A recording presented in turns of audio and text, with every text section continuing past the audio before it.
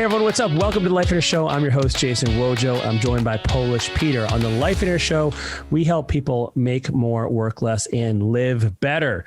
And the way we do that is we help them create lives and businesses they love. Now, one of the things, Peter, that I'm really excited for this episode is we have Carin Zinter on. Carin's been on the show one other time. She's actually our first guest to be back twice. And we're going to talk about, the mindset involved in being successful and the strategies and approaches that you can use in basically anything you do. Like I felt, this is something that I think is universal. And if you implement what we're going to talk about in this episode, it's going to be a game changer. Yeah, I'm excited about this particular episode because of the fact that we're using like physical versus mental, right? And what does that look like? And in her case, ultramarathons. Whether it's swimming in the middle of winter with ice, or you're running 62 miles or 100 miles, or she even talks about marathons that are way back out there. And how does that happen? What happens? One of the coolest things that I've learned from that particular episode is what happens when there is that mental game, that negotiation, where let's say your body's screaming, stop, stop, stop, stop, stop, and you got to keep moving forward. So look at it, how you can apply it into your own life, whether it's your business, whether it's your personal development, whether it's your vision, how you get to those mental blocks, right? Because we have those mental blocks, how we get to the next level and the next level. And you're going to see how I think it's going to be an awesome episode to hear from people, to see how that has impacted their own lives moving forward. Let's check it out right now. Here's our interview with Carin Zinter. Carin Zinter, back to the Life Inner Show. You might actually be the first person we've had on twice. Peter, is that true? Well, besides me. I'm sorry. So yeah, I think so. I think that is true. Yeah, you're the first guest we've had back twice. Yeah, you should feel honored and all of that kind of stuff. I'm sure you really care. Actually, I think it's been about just over a year, maybe. I think. Did we record the last one? It was a while ago. Yeah. May last year. Yeah. Yeah. Well, and I'll tell you, last time we spoke about kind of finding your passion. We talked about how you do all these different things and the beekeeping, your professor, you do the racing, you teach as a Taekwondo instructor, all these other things. And Peter, the reason I wanted to have Carin back on is we were talking fairly recently and I'm like, hey, I've been trying to get in touch with you. Where you been? And she's like, well, first I had this like week or 10-day long like silence retreat, but then I'd had this ultra marathon and I'm like, oh, how did that go? And she's like, well, actually, not quite as smoothly as I thought it would. But we got into this awesome discussion about mindset because she said like, my mind wasn't in the right place and it led me to ask all these questions. And I'm like, wow, this would be an awesome Life Inner Show episode. So Carin, rewind for us like that discussion, like, and we were kind of, and the race and all this stuff. Yeah. So there's actually a couple of different fun angles that we can sort of approach this from. There actually, so far this year, 2021, there have been not one, but 2 ultramarathons. So check. I headed out. That you've completed? Yeah. How far were they? What does that actually mean, ultramarathon? Okay. So let's break that down for folks who are unfamiliar. Who are normal. Yeah. Yeah. So a marathon is any foot race that is 26.2 miles. Many people are probably familiar with things like the New York City Marathon, the Boston Marathon, Chicago Marathon. These are like huge marathons that are, people come from all over the world to race them, but they are run entirely on the road. This is not my jam. I am not interested in running on the road. I just doesn't really light my fire. So ultramarathons are technically anything longer than 26.2 miles. So, theoretically 26.3 miles counts as an ultramarathon. That's what I would do if I was going to do one. Yeah. That's usually most people are like, let me 26.2 and a half. Yeah, and that's over a 30-day period, right, Vojo? Right. Is there a time limit? Yeah, because then I can get in on this. Yeah, exactly. It's like 1 mile a day for 26 and a half. I can do this. So usually when people say ultramarathon, what they typically mean as the shortest distance is a 50-kilometer race. So for those of you who don't usually function in kilometers, 50 kilometers is 31 miles. And then other very typical distances would be 50 miles, 100 kilometers or 62 miles, 100 miles, and then they actually go up from there. So there's like all kinds of stuff that really gets beyond that. But a lot of ultramarathoners or folks that are distance runners, if you talk to them about ultramarathons, they're usually talking about one of those 4 distances, 50 or 100 kilometers, 50 or 100 miles. Those are like the pretty standard race distances. Did you say they go up from 100 miles? Yeah. So there are like, 100-mile plus races. So one of the most famous ones is the Badwater 135, which, as you might guess, is 135 miles. It's run through basically Death Valley, in California. So it's one of the notoriously hardest ultramarathons on the planet. But there are other like 200-mile races, 400-mile races. Like there's like really pick a distance, probably it exists. There's a race for it. Yeah. Yeah. Because, for most folks that are interested in ultra endurance, part of the sort of experience or the quest is like, what can the human body really do? What are we actually capable of? And that's not just from a physical perspective, because assuming that you are a physically healthy individual, you can train your body physically to do lots of things that are pretty extreme. The mental aspect is a whole other level of training, though. And that is oftentimes what is most interesting to people over the long term in their racing career. Folks who really stick around for a long time, it's less about, can I physically train myself to do this distance? Or can I physically train myself to do this distance at this pace, in this amount of time? It often becomes like, can I do mental training that allows me to achieve something that I previously was not sure I could do? And to me, that is a life lesson we can apply to everything, to really think about, can I cultivate the mental approach to taking on the most challenging situations that I could possibly imagine? So whether that is, in my case, because I do ultramarathons on trail, so running through the woods for hours on end, or if it is, building a business or retiring early or traveling the world or any type of mental exercise that is going to really ask you to repeatedly look deep inside and ask yourself, like, what the heck am I doing right now? And why am I doing this to myself? And to use that as an opportunity to remind yourself or to really clarify, like, these are my core values. This is why I'm doing this thing. This is, when I get out of bed in the morning and put myself through this experience that many other people would look at and say, no way, forget it.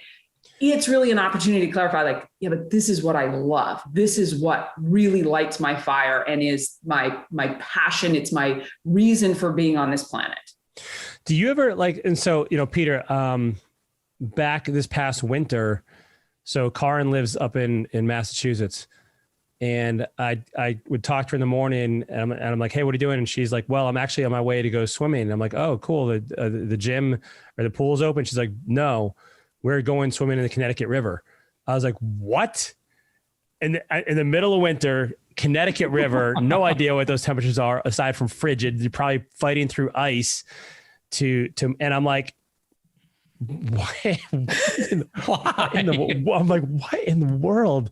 And so I'm like, there's a different, like, would you call this like, what is this? Is it discipline? Is it just proving to yourself every day that you can do it? Is it just to see if you can, like, hey, I'm just going to try it and see what happens. I need, like, what drives somebody, like, cause you have this ability, Carin, like to do these things that most people would just, like, I mean, we have people that are like, they're working up their mindset to take a cold shower, and that's their idea of challenging themselves.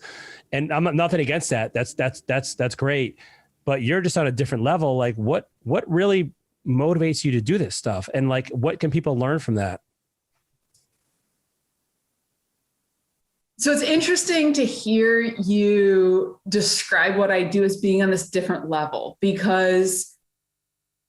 So you don't think of it that way. You're just like, hey, it's what I do.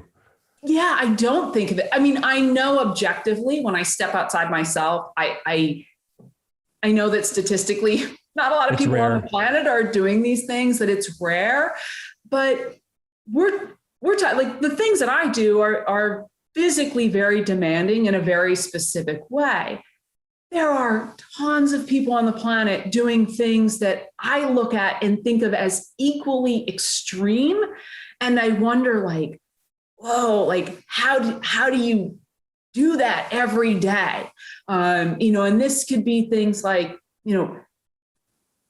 doctors working in an emergency room. Like I can't even imagine the mental discipline that it takes to enter into that environment, that very intense, very stressful, very emotionally charged environment, day after day after day. And yet you talk to most ER docs and they're like, this is what I live for. Like, this is why I'm here on the planet. And so I really like to encourage folks to think about, like, how does this apply in your life? Be very careful about looking around at other people and thinking they're doing something so impressive, or they're doing something that I would never be capable of doing. The comparison game gets us nowhere, generally speaking. It can be perhaps helpful for inspiring somebody or giving them an idea of how they might cultivate an interesting quest in their own life. But it tends to not be very valuable to just pick out, one or two people or three people or however many, and be like, I'm going to compare myself against this person, because you're not that person.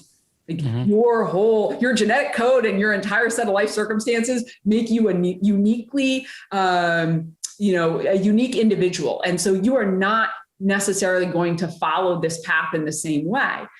But you can also look at what folks are doing and use that as a place of inspiration and say, like, wow, okay, people do hard stuff all the time. And so a lot of this is about, like, defining what's hard for you. So I am not a fan of the cold. And so this idea of actually swimming year round in open water was something that if we'd been having this conversation a year ago, I'd been like, are you kidding me? Who would do that? I'm not even sure that's like a thing.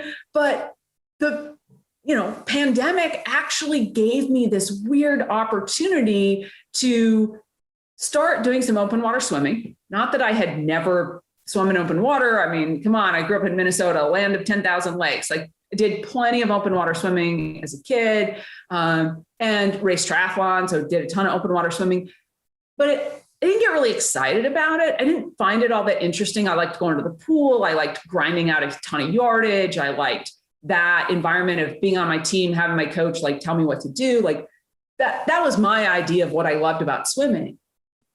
But, pandemic shutdown meant that wasn't a possibility. So I originally started jumping in the river just a couple of days a week with my swim team buddies, just to kind of keep up my swim fitness. And I would, very methodically be like, all right, well, this is when we would normally have practice, Monday, Wednesday, Friday morning. So therefore, these are the mornings that I will go out. I'll get in the river, I'll swim. It'll be great. Check the box and go off and do my other thing. But something about it became really interesting to me. I got curious. And this is really, I think, one of the big takeaways from this conversation is to notice in your day, where are places where you can cultivate some curiosity? Now, remember, I did not start out jumping in the river being really curious about this. I was jumping in the river saying, like, I need to do this thing because it's good for me and I want to keep my swim fitness up. But I realized as I went through that experience, it was like, oh, this is interesting. Like, what's happening? This is different. And I was starting to learn a lot about, oh, well, when the water level was higher because the water had been released by, from behind a dam, like further up the river, or the current was stronger for whatever reason, I noticed it changed my swim experience. And I thought, wow, that's kind of interesting. Like, let me kind of dig into that. Let me really examine that experience and how it affects my body and how it affects me mentally, like, because, it gets harder. So there are all these pieces that I was like, oh, this is cool. And then suddenly it was like, okay, I can't collect enough data. I can't really learn enough through 3 days a week. So I started asking people, safety first. So we always swim with a buddy. Hey, do you want to go out and swim like Tuesday morning, Thursday morning, on the weekends? And now it was like, suddenly I was swimming 7 days a week. And that really was most of the summer. And it was great. I was loving it. I was having a great time. I was learning a lot. I was developing a set of skills as a swimmer that I hadn't previously cultivated. And it was balancing out my really intensive ultramarathon training. So it was great. It was like serving a dual purpose. And as we crept into September and the water started getting colder, and October and the water started getting colder, and people were like, no, I'm out, I'm done. I'll see you next spring. And I was like, I think we can keep going. I think we can keep doing this. So, internet's a magical thing. I start researching like different wetsuits. How do we do this? How do we extend the season? And just kind of week after week kept saying like, let's just try to get in like next week. Let's just try to get in next week. And so we would set these little mini goals like, can we get in November 1st? And still swim? Can we get in at Thanksgiving and still swim? Can we get in December 1st? Can we get in, and it was just kind of extending this. Mm-hmm. And it was really uncomfortable, really painful on a lot of days. Like physically, there were days where I would get in, I was like, this is really intense. Like this is an intense experience. But what I learned, and I do not advocate like this scientific method on yourself unless you really put the proper safety parameters in place. So what I learned is that I could experience a mildly hypothermic state and recover from that and be fine and go do it again the next day. And there's not a lot of research around this. It's pretty tough for research labs to suggest to people like, hey, go. Hey, well, yeah. Right? Well, because I looked, trust me, like I was like, am I doing something really horrible to my body by being hypothermic? And what I found is like, there's just not a lot of information on it. So it was really, I was subjecting myself to this like scientific experiment of one. And I just thought it was super interesting. Like I never wanted to push beyond a realm that I felt safe or comfortable. It was really just like being in the now and sort of saying, am I wanting to get out of the water because I need to, like I feel at risk, or do I want to get out of the water because this just really isn't that comfortable and I want to be comfortable right now? Mm-hmm. So we chipped through the ice when we needed to. We swam in the month of January. We got in the water 23 days out of 31. So we pretty much were not taking a lot of days off. Some days it was very short, 10, 12 minutes. Other days we managed to stay in as long as 45 or 50 minutes, even when the water temp was, freezing, or because the water's moving, it's actually below freezing, probably about 28, 29 degrees Fahrenheit. So yeah, it was an intense experience. So I'm hearing a couple things, which and I just want to kind of distill it, make sure I'm on the right path here. Number one, it really wasn't like, hey, I'm just gonna try this thing and just to see if I can do it. And it's a huge challenge. I heard more of an evolution of like small steps led by curiosity. And then it was a progression of those steps that led you to where you were. It wasn't like one day you were just like, hey, let's go see if we can go swim in the lake. Like that's not how it worked. And so that's how me and you would do it. Yeah, exactly. That's why we'd be getting pulled out. Yeah, exactly.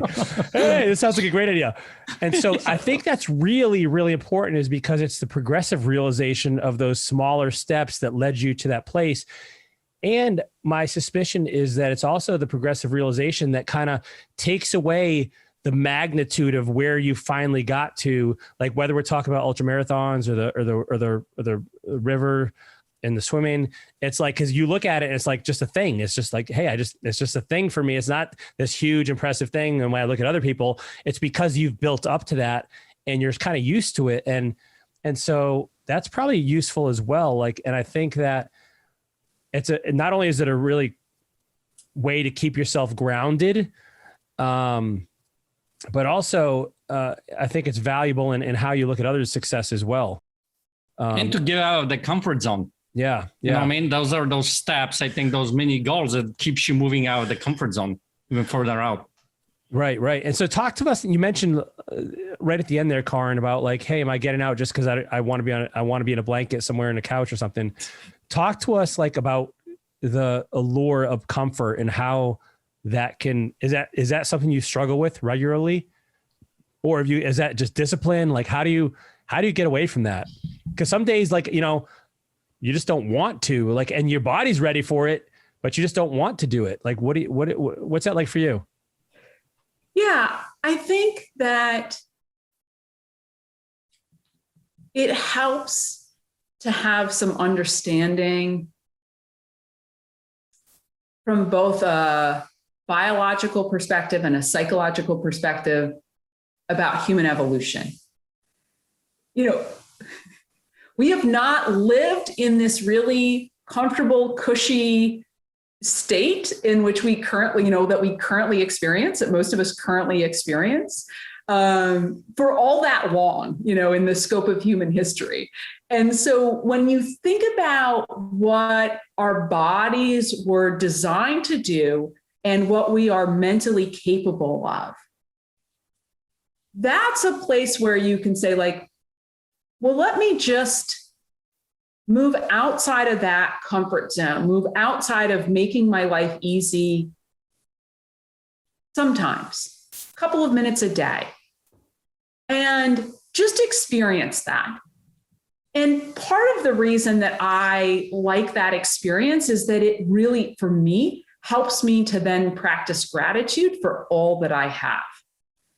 And so that experience of being cold when I'm doing, middle of the winter open water swimming, or being physically tired and uncomfortable when I'm running through the woods for hours on end, it makes it much more clear about all of the things in my life that I have to be immensely grateful for. I do have a comfortable home that I can return to. Like, I do have plenty of food. I have a job. I have friends. I have all of these things in my life that, a lot of times it's very easy to start taking them for granted because we're busy thinking about the next thing. We're future tripping about, what's going to happen later today, tomorrow, next week, next month, a year from now. And sometimes we're future tripping in a really productive way. We're planning, we're trying to achieve goals, especially big, audacious goals. But sometimes we're just future tripping about, like, well, one day in the future, my life will be better in XYZ kind of way. And that's not always very useful, because for many of us, there is a lot about our lives right in the here and now that's really good. Doesn't mean it's perfect, doesn't mean that we're without struggle, but there are a lot of things that are really wonderful. And yet, when we become adapted to those experiences, they start to lose their intensity, or we start to lose our appreciation for them. So I have always used this exercise of walking into ways in which I have discomfort, physical, mental, whatever it is, in order to then remind me as I step back out of that situation, oh yeah, there are a lot of good things that I can be grateful for. And this is, I think, weirdly for me, just something that I've always gravitated towards. I don't know that I made a conscious decision at some point in my life to do this. I probably just sort of stumbled into it at some point in time. But then, because it really brought value to my internal experience, I was like, oh, well, let me repeat that, because there seems to be something useful there. So listen, Carin, I got a quick question. I'm going to switch it up a little bit, because I think in the interest of time, this is my own curiosity, and I think maybe it will help the listeners. Let's talk about 100-mile marathon, because you've done those, right? And I have not actually finished 100 miles yet. 100 kilometers is my longest. So 62 miles. Yeah. All right. Well, that's, to me, it's kind of way out there. All right. Just that. But here's the thing, because I know we talked about the prepping and training and all that kind of stuff, and the mini goals, and set it up, right? What I want to talk about now is being actually in the race. You're in the race, you're running, and you've prepped for it, you've run it, and you've probably even in the training, you probably went the whole 62 miles. Now in the training, something happens where it's outside of your control, right? Maybe the environment changes or it's raining or so whatever. And now my thing is, I'm thinking at some point you hit this mental wall and your body is screaming, stop, stop, stop, stop, stop, right? Those moments, how you mentally, what's the break to break through that wall? How you deal with that? That's a great question, and one that I am faced with regularly. So let me tell you a little bit about this race I did in April. So coming out of the pandemic, first race I went to was in Kansas, called the Flat Rock 101 kilometer trail race. So I have this sort of idea where I want to actually run an ultramarathon in all 50 states, hence my desire to fly to Kansas, to run through the woods just for fun, right? Only thing is, that wasn't the original plan. The original plan was to run a race in Missouri 2 weeks earlier. But because of flight delays, I ended up not being able to make it to Missouri in time for my race. So I scrambled very quickly to find an alternate race that I could do within a short time frame. So I go to Kansas, totally fine, in terms of like a sort of, backup race plan. But all of my prep had been geared for this race in Missouri. And so my taper period, everything had been for this window of time that was 2 weeks earlier. Mm-hmm. So I thought like, it'll be fine. I can totally do this. I can hold it together. I have enough experience. No big deal. I get to Kansas. It's very clear straight out of the gate that things are not going to turn out the way I was hoping. And so we start the race. It's raining. The course is technical in a way that I was not really well trained for. And the course was one of the most brutal, of course, designs, in my opinion, which is we're running out and back on the same trail 4 times. So the mental hurdle of as you come back to the starting point and then having to go back out, knowing what you're going to do, is its own additional added struggle. So there were a lot of moments in time. This race took me 17 hours and 42 minutes to finish. Yeah, without stopping. There was no sleeping. Yeah, just straight, let's just run this thing. So there were a lot of moments where I really asked myself, like, what am I doing? Like, I am not a professional ultramarathoner, not even close. Like, there is no chance. I am not making money off this. I am not getting famous. Like, I am literally doing this because, I don't know, I think it's kind of fun. Mm-hmm. And so I'm out there suffering in a way that I have rarely suffered in races. And I'm thinking to myself, like, what am I doing?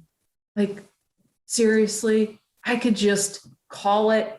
I could take the DNF that did not finish, go back to my hotel, and just like, that's it. Like, this isn't what I was expecting. It's not going well. I'm uncomfortable. And, so your mind starts negotiating, right? Oh, yeah. And you got to imagine like having that negotiation with your mind for like, 12, 14, 16, 18 hours. Like, that is an uncomfortable, like, ongoing negotiation. And so I really had to keep coming back to, why am I here? Like, what got me here? What are all of the steps in my life that got me here right now? And before I make any big dramatic decisions, like dropping out, let me really check in with myself. Like, is that the right thing to do? Now, if I had thought I was injured or was at risk of being injured, absolutely makes a lot of sense to me. I have no interest in trying to like rehab, injury over the long term. But I knew that what was happening was really just me and my ego saying, I'm disappointed that I'm not running as fast as I had thought I was going to run in this race. that I'm not feeling as strong as I thought I was going to feel in this race. And it was really this moment of kind of coming back and saying, like, that's just me. That's just this internal metric that I set for myself. And now I'm judging myself against this internal metric, but it's actually unimportant. Like, the only thing that's important to is my ego. And that to me was really the key piece. It said, like, okay, like, I got to tell my ego to take a hike right now, because I just flew halfway across the country and I'm going to finish this thing, because there's really no reason not to. And so it's not about like winning or getting done in a certain amount of time or whatever. It was like, I want to enjoy this process and I want to learn from it. And that's the great thing about when the mind jumps in and starts being like, what are you doing? You should quit. This is horrible. This is uncomfortable. That's the moment to say, like, what am I going to learn from this experience if I keep going? And I knew that one of the things that I would learn is how far I really can push through the pain mentally and physically. And I kept thinking to myself, wow, if it's this bad, if I'm suffering this much, if I'm this uncomfortable, and I get through 62 miles, this is going to teach me what I need to know to do 100 miles. And it was a really gratifying feeling to get to the end of that and say, that was a terrible, it was in many ways a terrible experience, a very uncomfortable experience. Like, I wanted to sit down on the edge of the trail and cry kind of experience. Wait, that happened. That did actually happen. And it's not the first time, to be honest. Like, there are other races where I have sat down and I thought to myself, like, but now I know that there's really nothing to be afraid of. This is just my mind trying to scare me, trying to say, you can't do this. You're not good enough. I love that. I mean, I think there are some really awesome points that you just shared that I think the listeners need to hear. Is one, when the suffering happens, recognize it's your ego that steps in and is trying to take over. And that's an important aspect, because now you can recognize, like, you know what? All right, well, take a hike, right? Run the other 26 miles the other way. But that's the first thing. And I love the second thing that you were looking at. Okay, what can I learn from it? And you started looking at it, when I finish this race, that's 62 miles, it's going to teach me how to get to the 100 mile. And that's a huge gold nugget right there, because it pushes you to keep moving forward. You keep going back to that. I feel like mentally during the race, you keep jumping back and forth, right? Yeah. Yeah. And when you start doing that and time goes on and you keep mentally going back and forth between that, all of a sudden you get to that 62 miles and now to the next milestone. Yep. And that is, if you apply this in life and apply this in business, that kind of a thinking, holy cow, what can you accomplish, right? I mean, it's possibilities are endless. Well, and Carin, was there a point, like, did you is in racing, like, is there a critical point where you're like, I've made it this far, I'm not freaking stopping? Like, if you get to mile 50 and you're like, all right, I ran 50 miles, I'm gonna, like, is there some sort of threshold where you, like, you know, if you're like one more step, and then you reach that point where you're like, okay, now I'm close enough that like it becomes easier for you? Or is it just hard right to the end?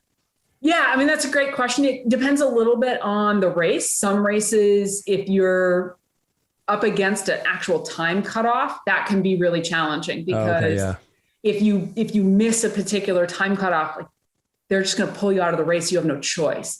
So that's a little bit of a different experience versus if you're not running the risk of, getting pulled because you've missed a time cutoff.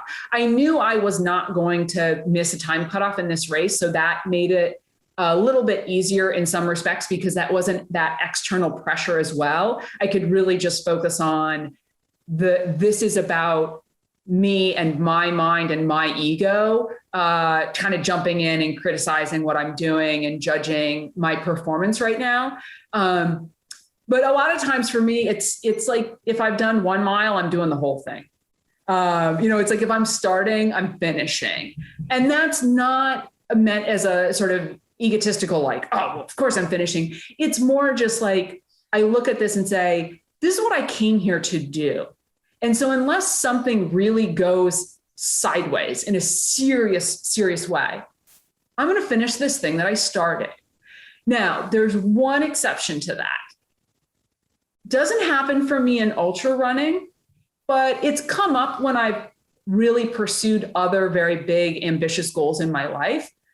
If at some point I go, wait a second, I don't really care about this goal anymore. Like I'm now pursuing this goal out of some other ego hang up because like I told somebody I was going to accomplish this goal, but I don't actually care about this goal. No, then I will walk away from big goals. But that has not happened in ultramarathoning yet. Yeah. And I don't expect it to, because for me, ultramarathoning is very much just about me. It's about a thing that I do. And I don't really have like a lot of concerns about what other people think about what I do with my free time. But I think that's a really important. Well, that's a really important point because it's for you and you're not doing this for somebody else. You're not. And how many of us are driven by external influences that really aren't our own. We talk about a lot of this with Life in Air, having your own vision and pursuing that, what other people think you should do, but what you want to do. And the other thing I pulled from I love what you shared there as well, is like, really it's about kind of letting go a little bit of your, like just doing it, being present and not getting tied to like, hey, I think this should be easier. I should be faster, that, whatever, and letting go of those expectations and just being there and just being in that moment and just doing it and watching out for, your self-sabotage basically is what it seems to be. And where that pops up for you. I think everybody probably, I know we probably don't have any ultramarathoners that listen to the Life in Our show. Maybe we do, but what I'm hearing from you is an incredibly valuable life lesson and way of looking at things that regardless of what the endeavor is, like those same patterns likely are repeated. So the small steps, the progressive realization, the, negotiating with yourself and maybe really I'm doing a little bit of meta thinking as to like, why am I feeling this way? And then figuring that out and so that you can realize what you want to get out of it. And, and those kinds of things. I got a question for you, Carin. When you hear this phrase, what's your response? That can't be done. How do you respond to that? What happens for you when somebody says that's never been done, that can't be done? That's not possible. I'm not a big fan of anything that uses really definitive language, like never, always. Mm-hmm. To me, that just, is begging for an exception to the rule. So, when I get approached by folks and we talk about, really big goals that they have for themselves or that they're thinking about setting, and they have this kind of mental roadblock around like, I can't do that. To me, that's a place to say, hold up, like you can't do that yet. And I often use, this comes up a lot with my college students, where they're really questioning, can I be successful as a college student? Can I pass this class? Can I do these things?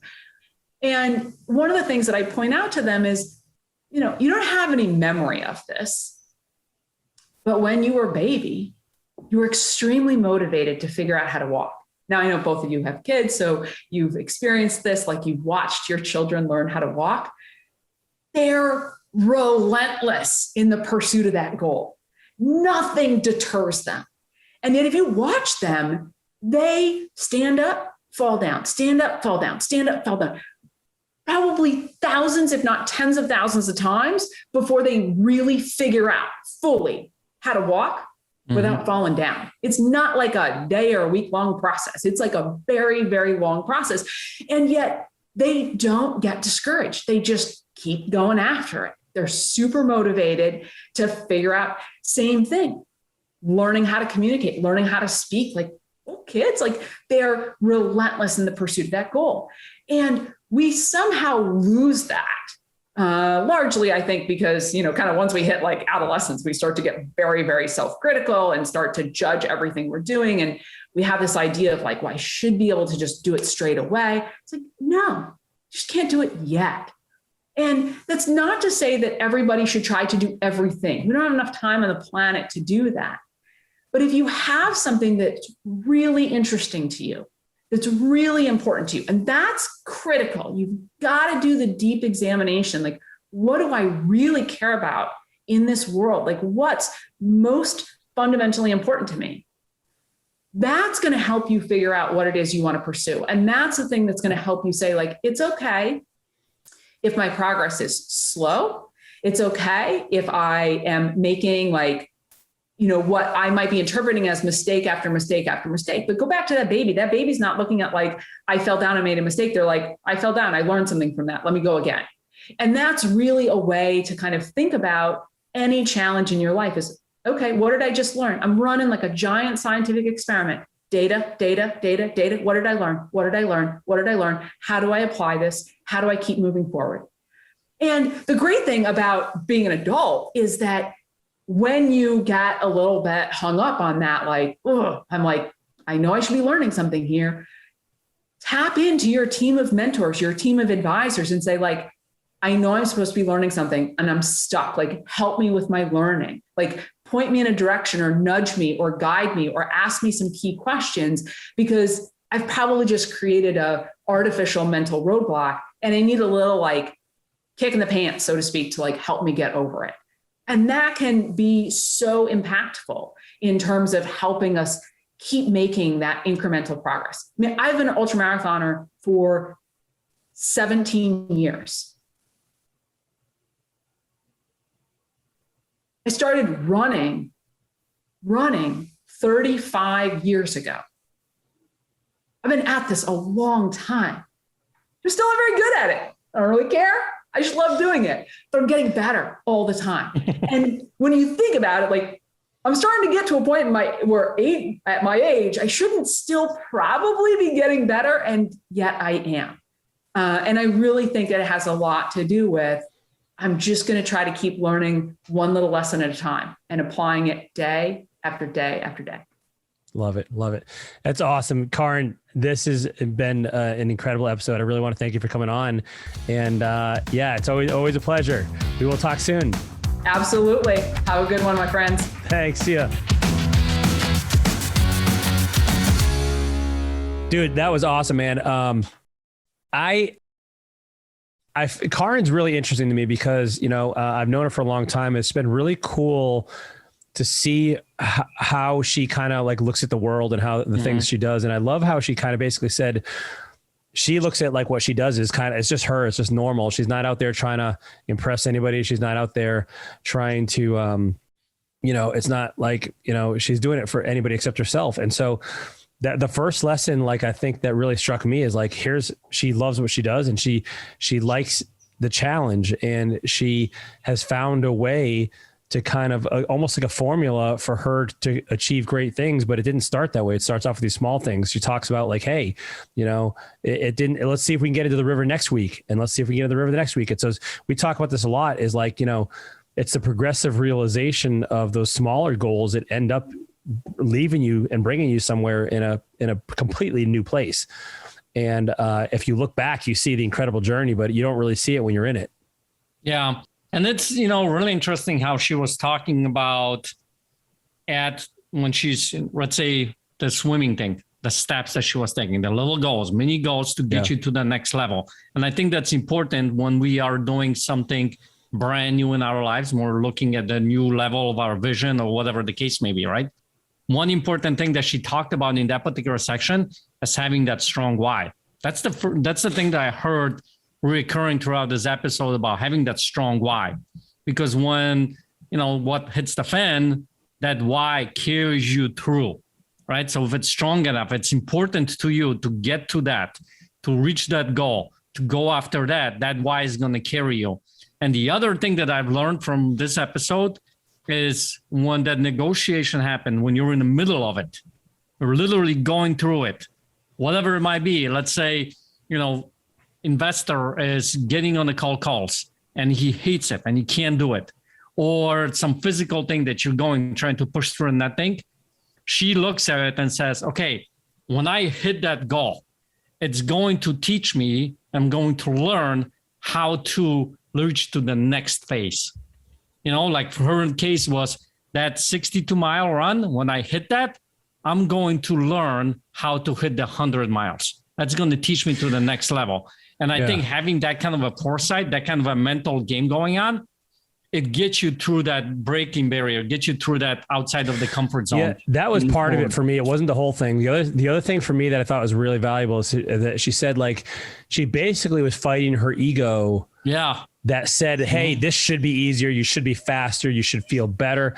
And so how about when we're doing something, like whether we're talking, again, something physical and you don't want to go to the gym because you're tired and you feel like or you're comfortable. Like, I really think that's important, is like, are we basically negotiating against ourselves because we believe we should be further along in our business, or we should be making more money, or it should be easier, or we should, be better at this. Like, and so that was really powerful for me to realize, like, wow, that's like that inner critic is someone that is there, and you're addressing that person head on. Yeah, it's recognizing the moment that's the ego talking. Yeah, that's a huge thing. That's huge. That's a huge thing. Just recognizing, right now that's the ego talking. It should be, It's just a different kind of a thing that's talking, and I can keep moving forward. Well, and then the other thing that I really, really enjoyed from this interview is she basically, I'm paraphrasing, but she basically said, like, you do something, you collect the data, you learn, and then you kind of use that. And so we use this in all aspects of our life. If we're moving in a direction that is the way we want to move, you should see evidence of that. And if you're not seeing evidence of that, again, data, same word, right? You just course correct, you adjust, right? And so this is something where it's a cycle of, what I'm taking from this is small steps to collect data, to course correct or continue as needed. And basically it's that cycle, and that now you use that data for the next step. And then and it's just a simple cycle, that we can apply everywhere in our life. So I love it, man. Great episode. Fantastic. Hope you, the listener, got something out of this. I know we got a ton of nuggets out of this. And Peter, I don't usually say this, but like, one of the reasons I love most doing the Life Inner show, I know you're going to say it's because I get to do this with you, but it's actually because I get to talk with these incredible guests that I learn things from, and like, we're just picking up so much great stuff for ourselves. And so we can't help but have some of this benefit us as well. So if you benefited from this episode, we'd love to hear from you. Go ahead and leave us a review or rating wherever you listen to your podcasts, and be part of the conversation. Go on over to the Life Inner app, download it for free. Just go to lifeinner.com to learn more about that. We will see you next time, everyone. Take care.